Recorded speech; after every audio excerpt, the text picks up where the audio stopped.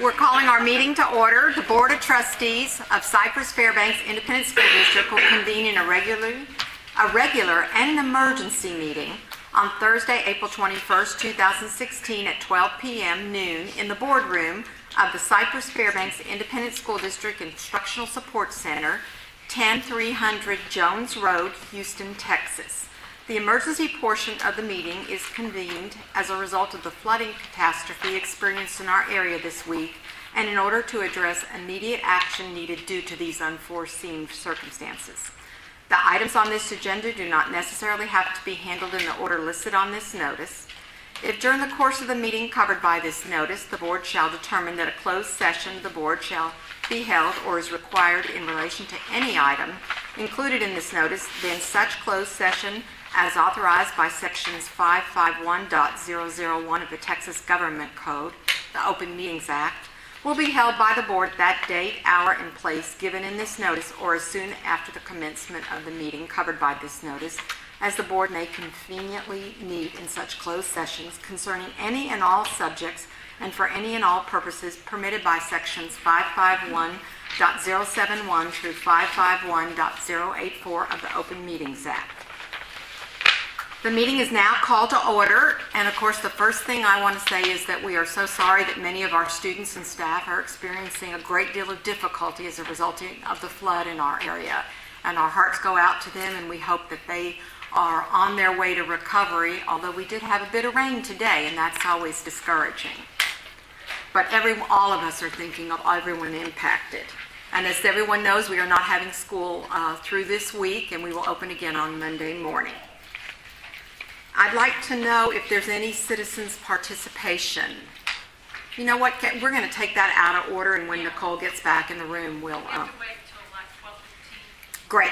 So we're going to go to our action items consensus, and the following items were considered at the Committee of the Whole meeting and were placed or remained on the consensus agenda. The board will consider approving the tax refunds of $500 or greater for Cypress-Fairbanks Independent School District. B, the board will consider awarding bids and contracts and or authorizing purchase orders as recommended in the posted agenda items.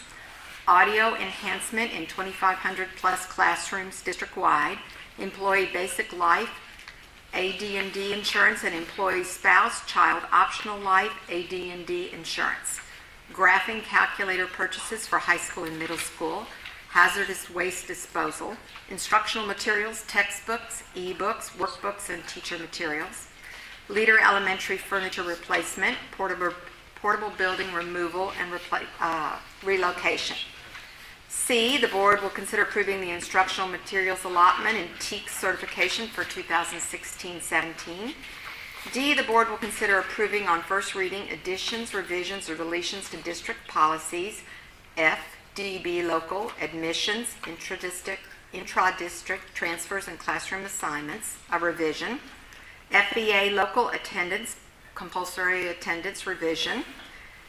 3, FEC local attendance for credit, revision. E, the board will consider authorizing the superintendent or designee to enter into miscellaneous professional service contracts related to the following projects. 1, Adam Elementary School additions and renovations and Francona Elementary School renovations. That will include material testing services, HVAC testing and balancing services, and roof inspection services. 2, Bain Elementary School and Dean Middle School additions and renovations, including A, material testing services, B, HVAC testing and balancing services, C, roof inspection services, D, asbestos monitoring services, and 3, Watkins Middle School additions and renovations and Leader Elementary School, A, material testing services, B, HVAC testing and balancing services. F, the board will consider approving the granting of a 0.0207 acre water meter easement and a 0.0059 acre sanitary sewer line easement to Mills Road Municipal Utility District for water and sewer services to the new Matsky Elementary Replacement School, and authorize the superintendent or designee to negotiate the final terms and execute all related documents. G, the board will consider approving the granting of a 0.14 acre tract for a water line easement and a 0.0144 acre tract of land for a water meter easement to Northwest Harris County Mud Number 10 for providing water services to the cold food warehouse on our multi-campus site. H, the board will consider approving the CenterPoint Energy Houston Electric LLC blanket utility easement to provide electrical service for the new Matsky Elementary Replacement School. And I, the board will consider approval and execution of the plat for Watkins Middle School and Leader Elementary School. That is our consensus items. Do I have a motion to approve those items? Madam President, I move that we approve the consensus items as presented or amended. Do I have a second on that motion?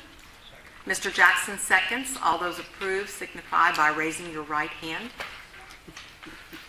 All those that are opposed, same motion. The motion carries unanimously. All right, that will bring us to our 3 action items non-consensus, and we only have a couple. The board will consider approving, the board will consider approving construction proposals and contracts paid from bond funds to the recommended contractors and authorize the superintendent or designee to execute all necessary documents related to such contracts as follows: Adam Elementary School additions and renovations and Francone Elementary School renovations. 2, Bain Elementary School and Dean Middle School additions and renovations. 3, Watkins Middle School additions and renovations and Leader Elementary School. Do I have a motion for those? Madam President, I move that the board award the construction contracts to the recommended contractors and authorize the superintendent or designee to execute all necessary documents related to such contracts. Thank you, Mr. Ryan. Do I have a second on that? Ms. Blackshear seconds. Do we have any discussion on that item? Any discussion? All right. All those that agree, please signify by raising the right hand. Those that are opposed, same motion. Motion carries unanimously. We do have an emergency non-consensus item, and let me read the item. It's 4A. The board will consider authorizing the superintendent or his designee to negotiate and execute any and all agreement, contracts, and/or purchase orders necessary to remediate or repair damage to the district property, personal property, and/or infrastructure caused by the April 2016 Houston area flood, and to seek on the district's behalf any and all insurance proceeds, federal and/or state aid available to the district to offset costs associated with the repair and remediation. May I have a motion on that? Madam President, I move that the board authorize the superintendent or his designee to negotiate and execute any and all agreements, contracts, and/or purchase orders necessary to remediate and/or repair damage to district property, personnel property, or the infrastructure caused by the April 2016 Houston area flood, and to seek on the district's behalf any and all insurance proceeds, federal and/or state aid available to the district to offset costs associated with repair and remediation. Thank you, Mr. Covey. Do I have a second on that motion? Second. Second, Mr. Ryan. First, I would like Roy to make any comments that he would like on the kinds of repairs that we're talking about, and then Dr. Henry may have something to also say. I'll be happy to. I'm sorry I got choked up with drank something and went down the wrong pipe there. As of this morning, give you an update from the report I submitted to you all last night. Right now, we have a total of 53 buildings that have, excuse me. Sorry about that. Okay. We have a total of 53 buildings that were affected with water, and we have teams working around the clock from our maintenance and operations and support services team and facilities working to ensure these buildings are ready and ready for school on Monday. 4 facilities actually had significant damage. Those were Cy Falls High School, Cy Fair High School, Moore Elementary School, and Adam. And we hired contractors to go ahead and take care of those projects for us, to do the restoration and cleanup work and any build back that is required to get the buildings ready. In most of those cases, we've had to remove carpet, and we wanted to be on the safe side to get rid of any contaminants in the building so it's safe for our students and our staff to return. And those floors will be remaining as concrete until such time we get the carpet ordered. We have a great relationship with our carpet manufacturer, and we already have the carpet in production right now, and we hope to get the carpet back in the next 7 to 10 days. As soon as we get that product in, we'll be working with each of the campuses to schedule carpet installation in the affected areas at night and or weekends, and so we don't impact any further campus operations there. Bridgeton Stadium is another campus that has been hit pretty hard. The football field was actually underwater for at least 24 hours, and it was almost a lake in there. And we've done inspections as of late yesterday, and we do have concerns of the quality of the field. We have more inspections coming in hopefully later today, pending weather, and getting our insurance adjuster out there to determine if we can salvage the field or whether we're going to have to consider replacing it. So again, that we make sure it's safe for our students and athletes that participate on those fields in August when we start utilizing that field as well. In terms of our transportation and operations department, we have had trouble getting staff back in to help us because obviously a lot of our staff members, I think, have been impacted by the flood conditions, either not being able to have access or they're dealing with their own personal issues with their own homes. And we're certainly trying to reach out to them to see what we can do to assist them during this crisis. But we've struggled to get staff people to help us. That's one of the reasons why we had to bring some contractors in to assist us. We are working with the various departments and making sure that they contact all the staff members to see and make sure we can get everybody here for Monday so we can provide bus services as well as our food services for the campuses. And I think Roy Garcia and his team are also doing the same thing with teachers to ensure that we have hopefully a full staff come Monday after this crisis passes and everything.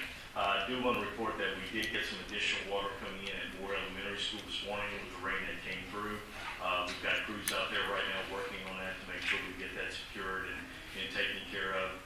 We plan on going to check every single facility throughout the weekend and do a double back to make sure that there has not been any additional water infiltration into any of those buildings, just to make sure we're bringing our head custodians in at all the campuses to start doing those detailed inspections, and we'll have other crews following behind just to make sure we have everything safe and secure and ready for Monday. With that, I would like to take this opportunity to thank our facilities team, our maintenance and operations team, food service, support services, as well as all the other support departments, including Chief Bragg and Cole Ray, and I know I'm missing some folks, but it's just been an unbelievable job that this entire district has come together to work together to make sure we can get all the support we need to help each other out to make this complete our task and make sure we get the campuses ready for Monday morning. Thank you, Roy. I know that's been a big job for everyone, and we really appreciate all the work that people have done to make sure that our schools can open safely for our students. Even though there's major problems at those four schools are going to be open. Yes, ma'am. There is no school that's going to be closed on Monday. The thing I need to add is over at Cy Falls High School, the two gyms do have water in the gym. We're trying to dry those floors out. There is a good chance we will probably have to replace those gym floors, as well as the stage in the auditorium.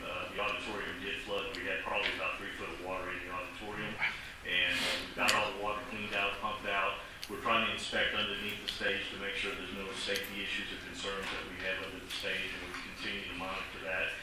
But we're working with Becky Denton and her staff and looking at trying to reschedule events that may have been scheduled in those spaces and try to work with other campuses to relocate those events until such time we can determine either we can salvage the floor and clean it up or have to replace it. Great.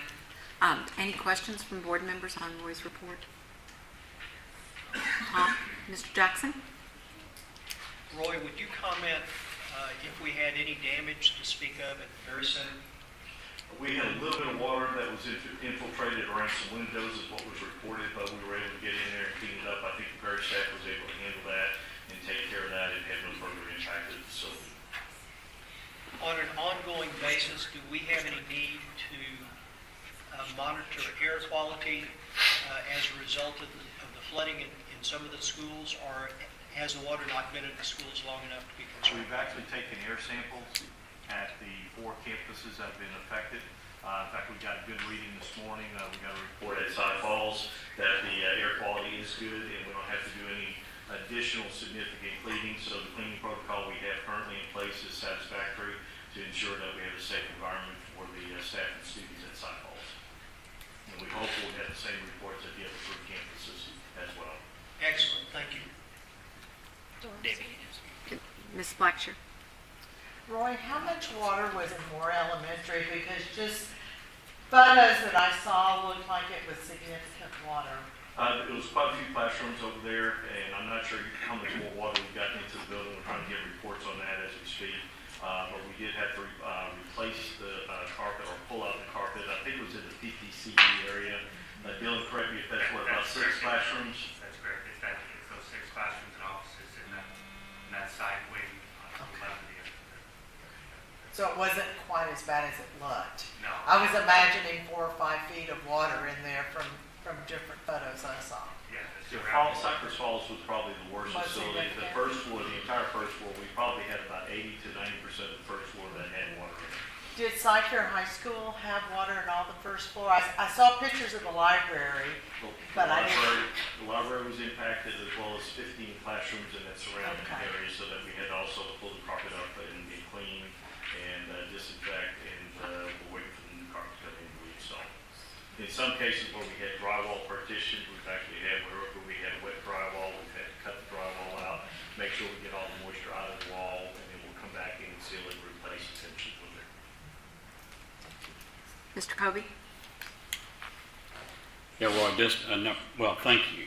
Thank your staff. What a just amazing job. And it's another one of those amazing things about this district of how they pull together and they do what needs to be done. And I compliment the administration for making the decision. Be out of school for a week because that's a hard decision to make, but it was for the safety and security of our students and our staff. When you talk about the Pridgeon Stadium and the rework on that, is that because we were doing the construction and so the Berry Field was not as affected as the Pridgeon Stadium? Every indication from our inspection was actually a cause from the natural event that we had. It was not caused by any construction activities that were ongoing at the site. No, what I meant was because it's kind of open now from the work. So is that why Berry didn't have as much problem as Pridgeon was having on their One of field? the problems we had around the Pridgeon site is we actually have an open ditch drainage system with Harris County. Those ditches filled up very quickly, so the pumps we have working to pump any water out of the field were actually working, but it just had no place for the water to go. And in fact, I'm glad we had the detention pond because it was actually able to retain a lot of water, which otherwise would have been in the street or on our site. So that helped us, even though that work is not completed at this time. But because of the limited drainage facilities in that surrounding area, there's no underground storm drainage along Windfern and Bobcat and Coffee Road.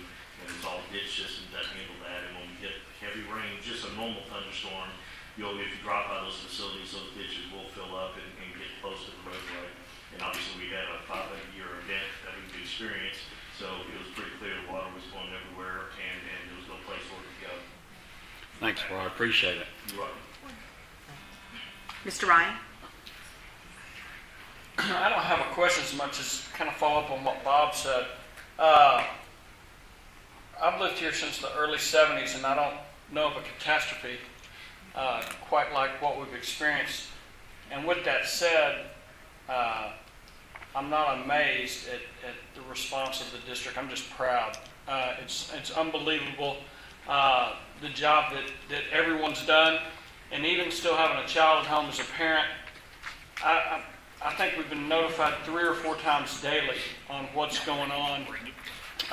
Having a student in school at Cy-Fair, and I know everybody else, its parents are getting those same notifications. So the communication that we have in place has been awesome during this entire time because not just social media, but the phone calls, everything like that has really been unbelievable.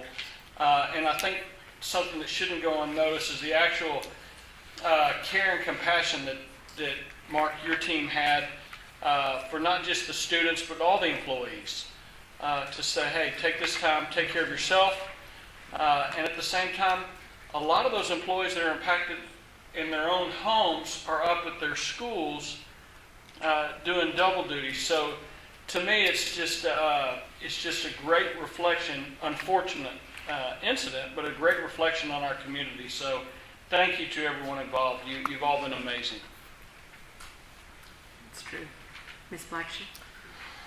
I too want to express my appreciation to Dr. Henry and his amazing leadership team at the district. I shared with Dr. Henry earlier that one of the first things I said when I retired from the credit union was that I was so relieved I no longer had the responsibility of making decisions when we had weather events, when to close and when to reopen, and damage to buildings, and that weighs heavy on any leader. And as Mr. Ryan said, the response for the concern for our students and for our staff demonstrates the care and the love that this district has for its kids and for its employees.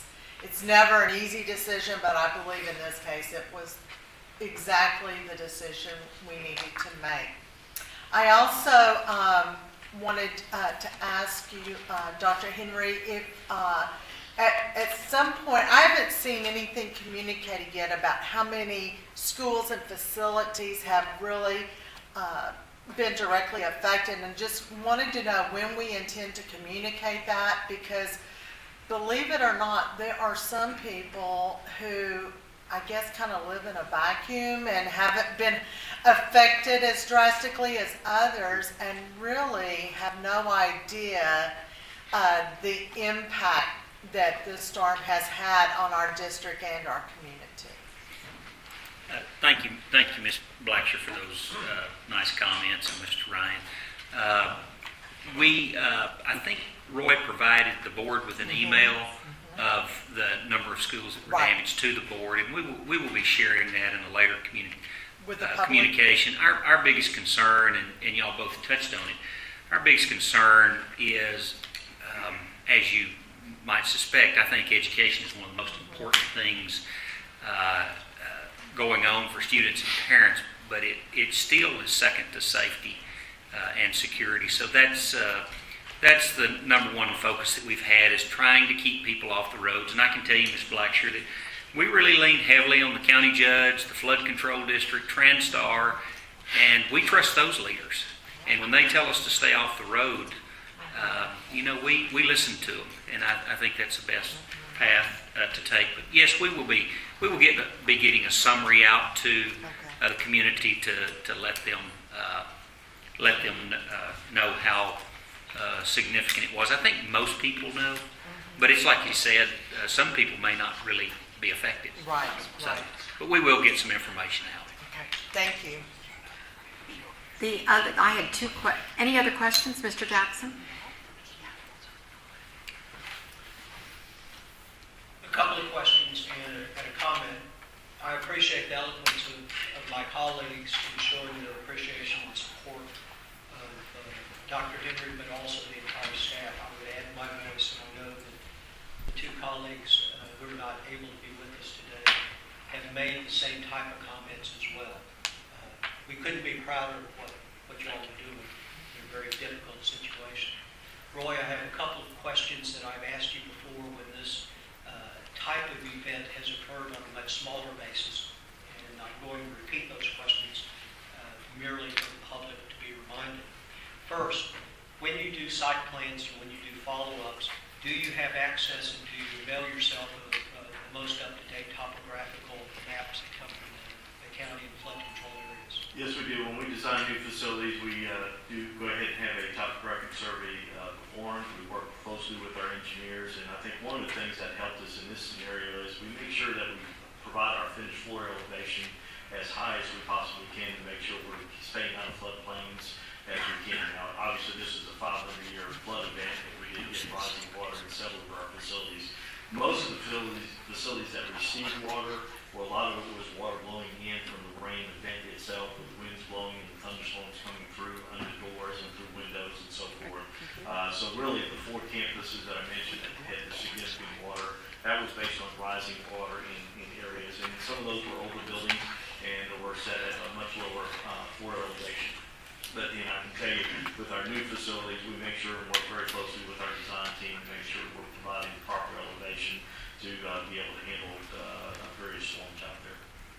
And so the work that you do actually minimizes the potential damage and potential impact Absolutely. of these events. You mentioned water, the force of water through the wind coming in around windows and doors. You've also mentioned rising water. Something that you haven't mentioned is any roof damage.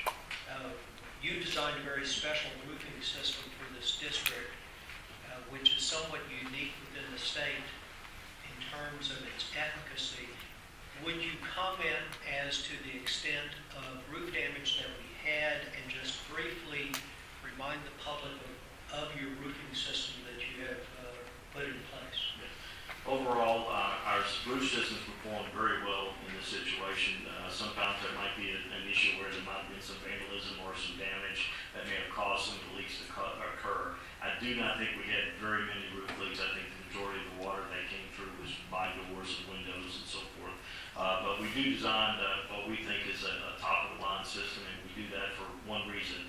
Our goal is to keep water infiltration out of the building so we can have a safe environment for our students to learn in. And we upsize the roof decking size to a 22-gauge deck. We use lightweight concrete, and we use a 3-ply modified ditching system. And we have a very unique warranty that's worked out with the manufacturer that not only includes the warranty of the membranes, but it also includes the flashings as well as the decking and the lightweight concrete. And with Hurricane Ike, where there was a lot of buildings and districts that had roofs sitting in their parking lot, we had 0 roof problems other than flying debris damage that skipped across the roof plies, where in some cases we had to come in and actually replace those or patch the roof in those cases because the top membrane had gotten damaged because of flying debris. And I suspect in the coming weeks, when you have manpower available, that you'll be checking for any potential roof leaks that may have occurred. Actually, we already have teams out there checking the roofs and making sure all our roof drains are clean and from debris. That's one of the things we always try to do. We do monthly inspections at our campuses because that could cause a potential problem if our drains in the roof system are blocked. So we've got teams, our maintenance teams have been out there as best they can when they get to the facilities to inspect the roofs and make sure those drains are clear. Thank you, Roy. There is a reason why the state comptroller highlights construction practices of this district as being best practices for the state of Texas to follow. One additional question, I guess this is really for Chief Bragg. In times like this, you often have vandalism that occurs. Have we had any issues with vandalism during this time period? No vandalism as of this date. We did make an arrest at Jersey Village High School a couple of nights ago. 2 individuals decided to go shopping. They were caught leaving the building with bandage. Very good, thank you, sir.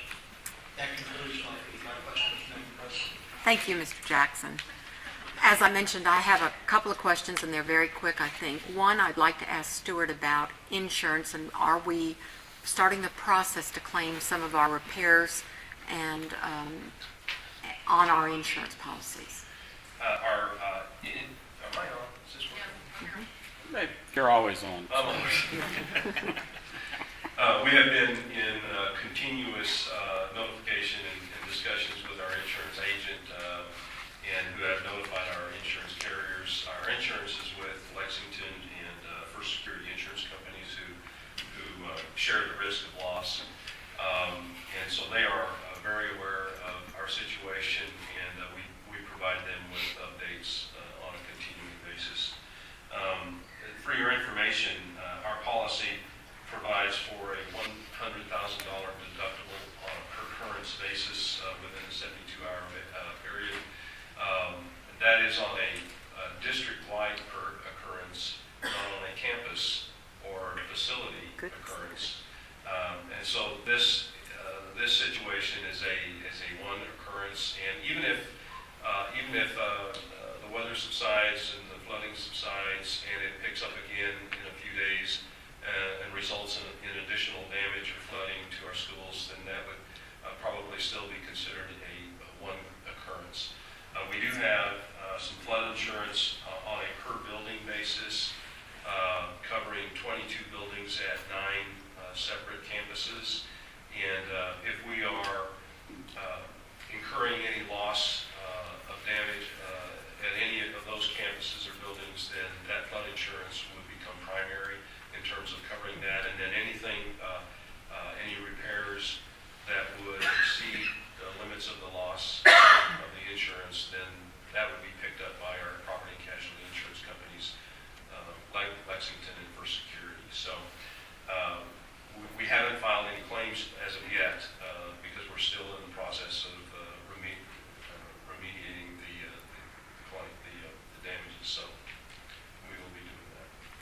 Very good. I would like to add, we have been working with one of the insurance adjusters that we worked with in the past. Dylan and our team have been communicating with them on a daily basis, and so they are very aware of some of the issues that we're dealing with, and they've given us some preliminary approvals on some of the build-back work that we're doing right now. So we anticipate that the insurance claim process will go very well, and we'll continue to update our records and work with Karen Smith and Stuart's team to provide the necessary information so their department can handle the claim for us. All right. Thank you. And let me just ask one question of Mark, which is something that a lot of people have been asking me. We're missing 5 days of school, and what is the current look at what's going to happen next? Well, currently, we're going to go to school till July 4th, so. That was a joke, everybody. I know that was a joke. We're not on TV, so I can say that. Don's not popular anymore. I just tweeted it. Now, on Tuesday, when it was very apparent that we were going to be out on Wednesday, which would be the third bad weather day, I called the commissioner and he answered. And I had a very good conversation with him. He was very understanding. Of course, he's coming from the Dallas area where you can have week-long ice and snow events, so he's very aware that these things can occur. And he had 2 TEA staffers call me. They were responsible for calendars, makeup days, bad weather days, minutes now instead of days. And they were very responsive, very helpful. And in fact, I made a comment on a superintendent's call a couple of nights ago. We're Region 4 superintendents together on a conference call and visit about the weather, that I had never in 25 years as a superintendent seen TEA more responsive and understanding. So I really appreciate that. Our current thoughts are, and Dr. Macias will be working with TEA to work everything out. Graduations will continue at the same time. Because of our 3-tiered bus system, we are not able to extend the day. It's just physically impossible. So I anticipate that we will obviously use the June 2nd makeup day, which we currently have on the calendar. And then after that, I'm fairly confident that we will get a waiver for the rest of the time. I don't know that as a fact, but that's what we're going to be requesting, and I feel like TEA will be understanding in that. And we hope to have an answer very early next week so that we can get it out to the community. But I think we're going to be okay. Very good. Thank you, Dr. Henry. Mr. Covey, I think you have an additional question. I did, and I probably could ask this on the side, but we did see that one of our buses got struck by lightning. Yes. Okay, now this makes me a little concerned. I always felt like I was safe and secure in my car because of the rubber on the road. So now that bothered me. Well, we're currently investigating that right now, trying to find out exactly what happened, but that was the initial reports that it appeared that it may have been an apparent lightning strike. Matt Morgan and Bill Powell and all are investigating that and working with the manufacturer to determine, was it something else that may have caused that fire on the bus versus lightning strike. So we're still trying to evaluate that right now. Okay. But let's do point out that no one was on the bus at the time. The bus was just parked in the It was lot. very early in the morning on the day it was closed. And, Perfect. It was handled and taken care of. Well, I know we've had a lot of discussion, but we did have a motion on the floor to approve this and a second. And I'm sorry, Mr. Jackson. Let me get one more question. Sure. Stuart, does this impact us on seat time revenue or not? Well, normally,